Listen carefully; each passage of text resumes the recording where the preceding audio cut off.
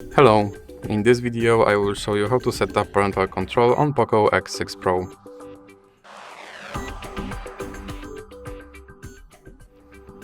So you have to start with opening your settings application and then scroll down and click on Google. Now click on parental controls and then click get started. Then select child or teenager and click next. Now click on add or create account for your child. Then you have to enter your child's email address.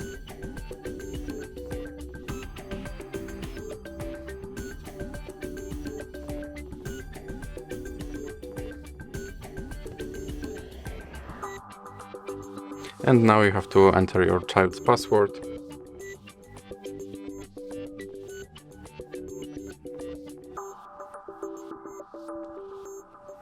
Now you have to click I agree. Then click accept. And now select your account. And now you have to enter your parent email.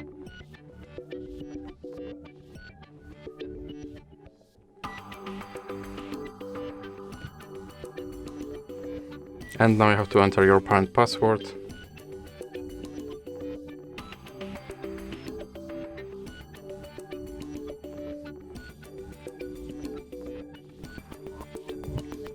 Now you have to scroll all the way down, and here you have to enter your child password again.